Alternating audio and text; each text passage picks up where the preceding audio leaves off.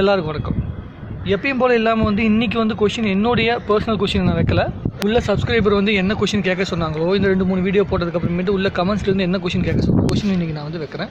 நிறைய வீடியோஸ் எடுத்து பார்த்துட்டேன், அவருடைய பேட்டிகள் எடுத்து பார்த்துட்டேன். நிறைய இடங்களில் கேட்கும்பொழுது வந்து பார்த்திங்கன்னா அவருடைய பூர்வீகம் என்ன அப்படிங்கிறது வந்து ரொம்ப தெளிவான பாதையில் எனக்கு தெரியல. அதாவது சீமான் அண்ணன் வந்து எந்த ஊரை சேர்ந்தவர், எங்கேருந்து வந்தார், அவருடைய பூர்வீகம் என்ன, அவங்க அப்பா என்ன பண்ணிட்டு இருந்தார், அவங்க தாத்தா எங்கேருந்து வந்தாங்க, எந்த ஊர் அப்படிங்கிற விஷயம்லாம் கேட்கும்பொழுது நிறைய பேர் வந்து நிறைய விஷயங்கள் சொல்லிட்டு இருக்காங்க.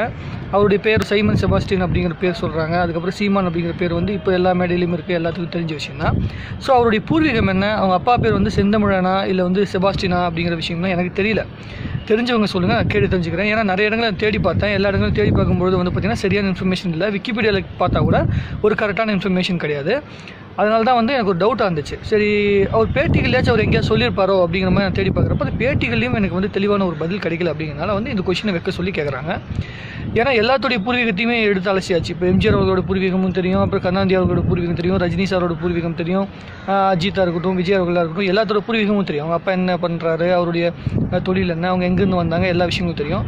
இப்போ ரஜினிகிட்ட போய் இதை கொஷின் கேட்க முடியுமா, அவங்ககிட்ட போய் கொஷின் கேட்க முடியுமா, ஒவ்வொரு வாட்டியுமே ஒவ்வொரு தலைவர்கிட்ட தான் திசை திருப்புற மாதிரி தான் வந்து பார்த்திங்கன்னா பதில் இருந்துச்சே தவிர இதுதான் என்னுடைய பூர்வீகம், இங்கிருந்து தான் நான் வரேன் அப்படிங்கிற ஒரு தெளிவான பதில் வந்து எங்கேயுமே இல்லை. அப்படிங்கிறனால இந்த கொஷின் நான் வைக்கிறேன். அவ்வளோதான்.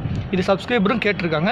ஏன்னா நிறைய வந்து இன்ஃபர்மேஷன் கீழே போட்டுட்ருக்காங்க. ஆளுக்கு வந்து இவர் இங்கேருந்து வந்தார், அவர் வந்து இந்த ஆள், அப்புறம் கேரளாலேருந்து வந்தார் அப்படிங்கிற மாதிரி நிறைய விஷயம் சொல்லிட்டு இருக்காங்க. எதுவுமே எனக்கு தெரியாது. ஸோ அது கரெக்டான ஒரு இன்ஃபர்மேஷன் வந்து பார்த்திங்கன்னா யாராவது ஆதாரப்பூர்வமாக சொன்னீங்கன்னா, அவர் எங்கேயாவது பேசி இந்த வீடியோ வந்துச்சுன்னா அந்த வீடியோ கூட சொல்லுங்கள், பார்ப்போம்.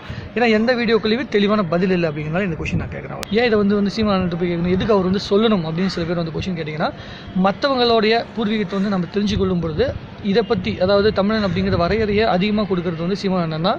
ஸோ அந்த வரையறையாக இருக்கட்டும், அதே மாதிரி வந்து தமிழன் அப்படிங்கிற விஷயங்களை வந்து தமிழன் அப்படிங்கிற வார்த்தை இப்போ அதிகமாக யூஸ் பண்ணுறது வந்து பார்த்திங்கன்னா சீமான் அண்ணன் தான். இப்போ அவரே வந்து தமிழனா இல்லையாங்கிற ஒரு கொஷின் மார்க் வைக்கிற அளவுக்கு வந்து பார்த்திங்கன்னா கான்ட்ரவர்சியாக போயிட்டு இருக்கிறப்ப வந்து தெளிவுபடுத்திட்டார். அப்படின்னா இந்த கேள்வி வந்து அவர்கிட்ட கேட்கக்கூடிய ஒரு வாய்ப்பே நமக்கு இருக்காது. ஸோ அந்த கேள்விக்கு பதில் தெரிஞ்சால் நல்லாயிருக்கும்னு நினைக்கிறேன்.